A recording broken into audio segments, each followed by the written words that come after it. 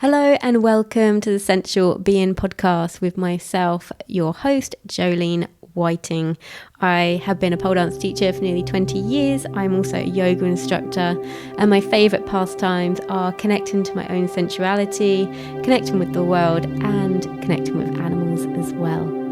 In this podcast, you'll find new and inventive ways of how you see yourself, connecting yourself with others, and also how you see and view the world around you. In this episode, we are going to be having a look at meditation practices versus a meditative practice. Hello, Sensual Being, and thank you for tuning in to this episode today. I would like to discuss with you meditation versus meditative practices. So the difference between them, I'm not teaching you today how to meditate or exactly what to do. I'm just going to outline the differences so you get an idea. So a meditation is generally where we come into stillness. A lot of time it's sitting, laying down, or you might find that you stand, either one of those, but you bring your body into a sense of stillness. Now, this can be transcendental, it can be spiritual, it can be mindfulness, but a meditative practice is more getting into a flow, like a state of flow where your mind kind of becomes kind of one with the universe and you're just cycling, running, walking, but something that you feel very connected to yourself. But the reason why I wanted to talk to you about these two things is because both of them are meditative practices, whether it's meditation or like running, cycling, walking, whatever you want to do to get into a flow state. They are all bringing you into a meditative state, but the states are different. So you might think, oh, I can't sit there and meditate, but I can go running, that's my meditation. Yes and no. So if you are running, for example, whether it's with music, without, I used to like running and I used to have like the same songs playing over and over again because I used to find that I would dance to the beat, and it's a little bit like dancing. You kind of feel like you're going to the beat, to the rhythm of life, you know, and it drives you. Therefore, like the energy is different, and that's more of a meditative flow state.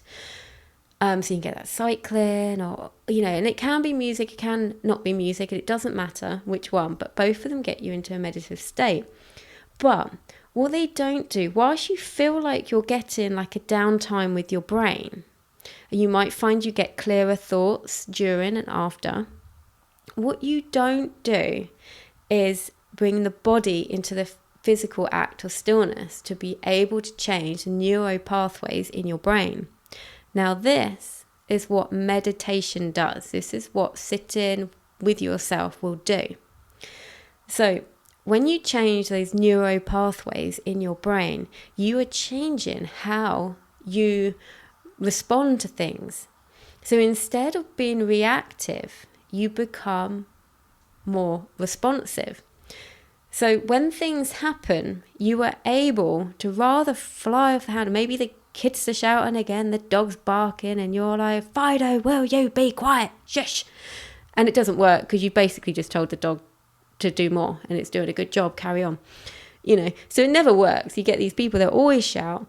And then if you're somebody who does this with your kids, if they're playing but they're being quite loud, will you be quiet? You know, you're responding in a way you're reacting in a way that's going to make them react back, because that becomes their state of being as well. So what we want to do with meditation is bringing yourself into stillness. And it doesn't have to be for very long, but you want to try and do it regularly because your brain needs the regularity of it. And then you will start to find that when these situations happen, like maybe you've had a long day at work and you're quite tired, you've got a bit of a headache, and the dog's barking, making a noise, and it's not the dog's fault. Yeah? Maybe the door's gone and it's telling you do know the doorbell's going. You're like, well, yeah, be quiet. But maybe you just take a breath, put the dog in another room, and you go answer the door. And you think, yes, it's barking, but it is a dog as well. Maybe the kids are playing, they're getting a bit too excited, they're getting a bit loud. And maybe you're thinking, do you know what? That's okay. They're just playing. They're not doing anything bad. I mean, I'm certain when things are different, if the kids are in danger or they're being naughty, maybe you need to do something about it. I'm not talking about that. I am talking about when things aren't actually wrong and you're flying off the handle. I haven't got time to do this. I've got to do all this. I just asked you a question. When you're having conversations like this, maybe it's not you, maybe it's your partner, maybe it's the other way around. Maybe they're flying off the handle and you're talking to them and you're going, but I'm not arguing with you. And they're like, yeah, but you're always saying this. And you're like, I'm really not. It might not even be you. It might be them. Who knows? I'm not there with you now. So these are definitely things, little warning signs to think about. Now, whilst I say they're little warning signs that you need meditation, they are so common. I remember finding it hard to find people in relationships where they're like, nah, don't argue. Because there's very few people I've met that say they don't argue. And I don't argue. And I refuse to be with a partner who argues with me. I'm like, no, you can talk to me and I would talk to you back and we might not agree, but we don't need to argue. It's like, I never understood like arguing and then like making up afterwards. I'm like, no, not interested. If you want to argue with me, I'm just not interested. No, we can talk. But yeah, so it's finding more people like that, because most people are like, oh, they really wound me up. I can't wait to get out, or they're going away this weekend. I can't wait because they're always like this, And it's like, you don't need to be like that. This is why I'm such an advocate for meditation, because how much it's changed my life.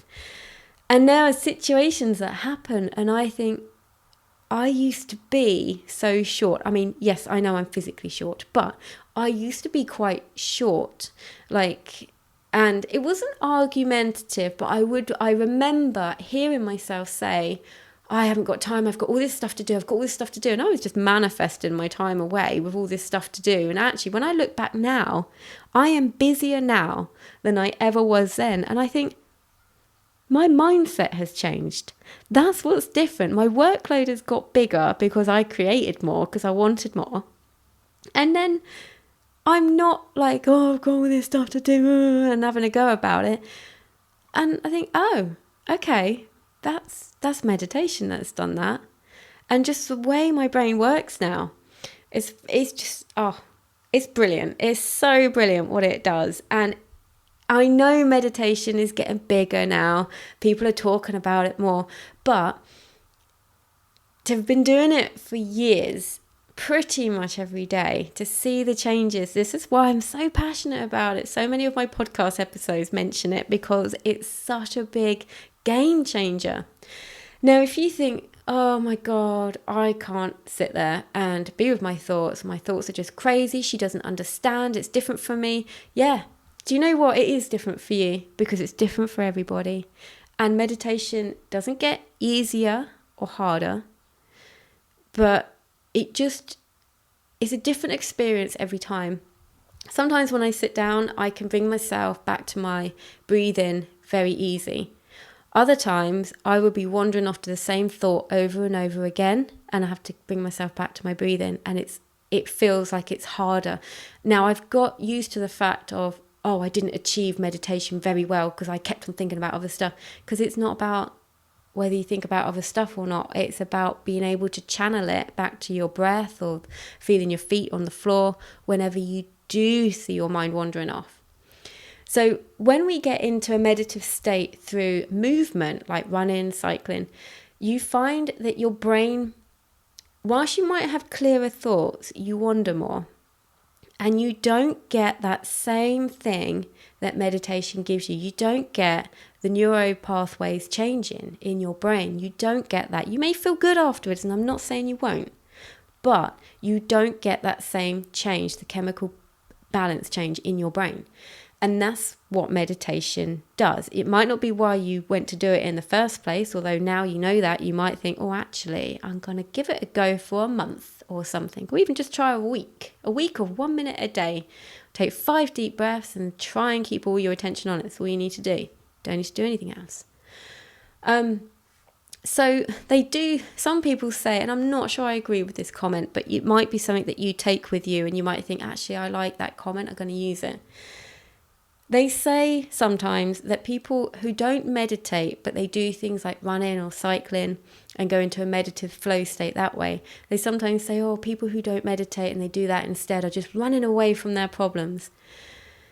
Metaphorically, yes, okay, the physical act of running or cycling, maybe you are physically going away from them, but I don't really believe that you are necessarily. But if that works for you, then feel free to literally run with it or not.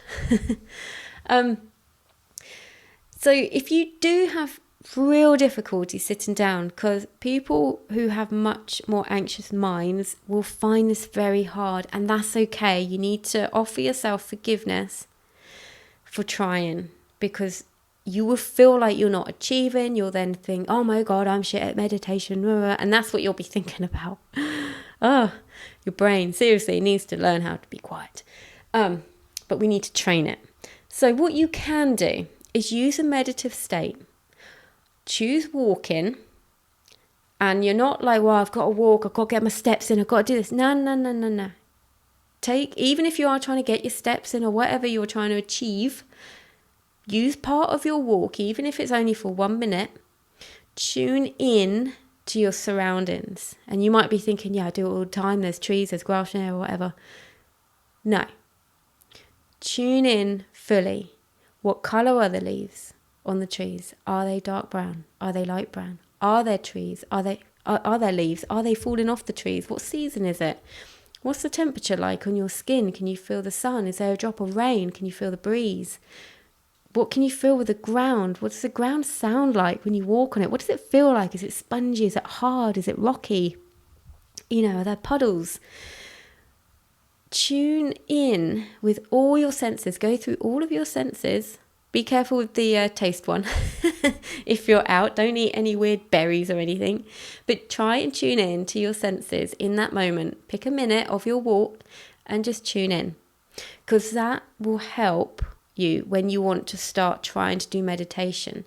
Because when you do meditation, particularly mindfulness, you can tune in to your breathing. You can tune in to what it sounds like. What does it feel like? Can you hear any sounds around you? Can you hear any noises from inside your body? Can you hear any noises if you're in a house, like maybe from a fridge? Can you hear noises distant from a car or trees blowing in the wind outside? So this is how you can take your steps to get to a point where you can actually try and meditate. Because I appreciate our minds are crazy, as in like they are on it 24/7, and you're like, seriously, brain, give me a rest. Please give me a rest. But it won't just give you a rest, because it is there to help you and protect you. So you need your brain to work, yeah? So we don't want to switch off the brain. Like, meditation is not about making your mind go blank.